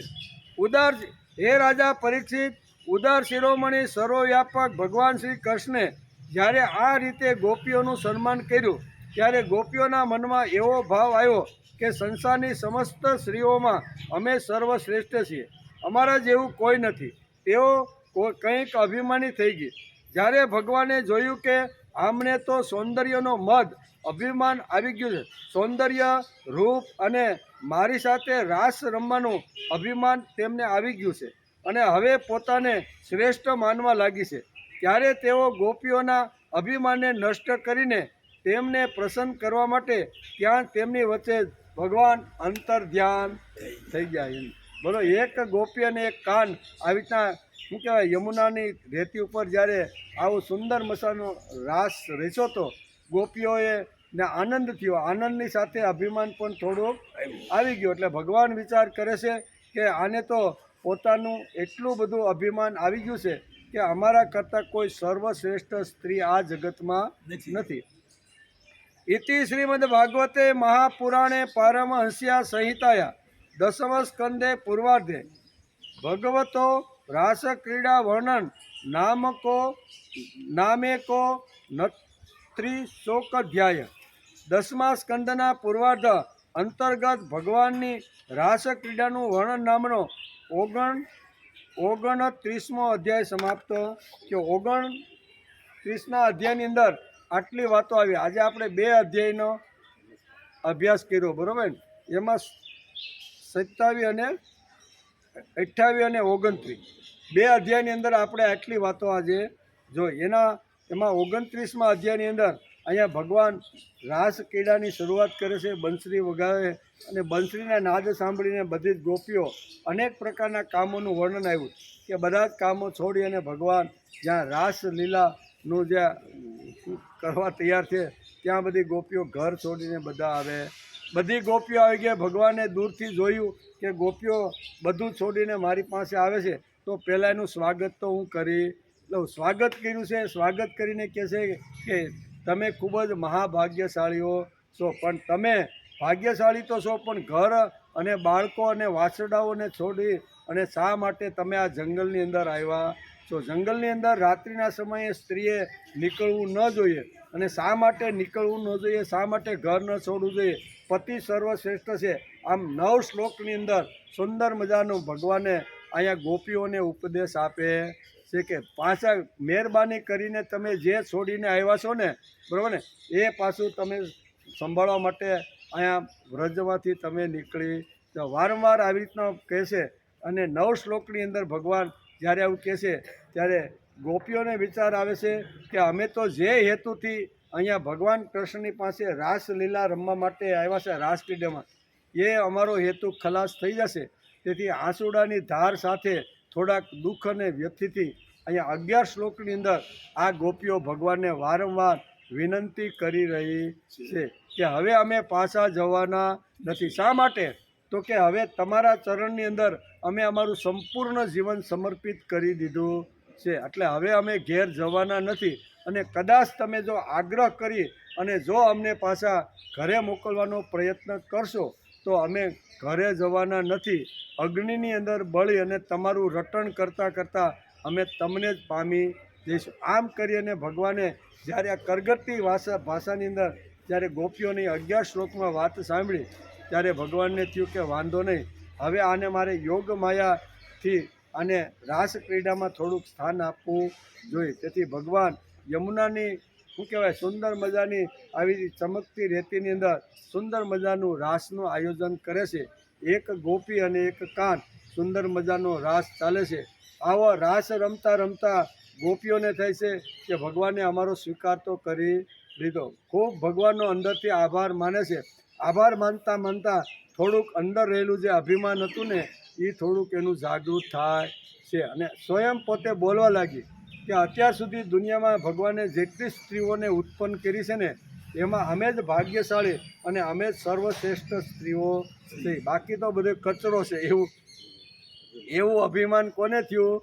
ગોપીઓને થવા લાગ્યું કે અમે જ શ્રેષ્ઠ છીએ, બાકી અમારા જેવી કોઈ આ જગતમાં નથી. ભગવાન એનું મન વાંચી લેશે.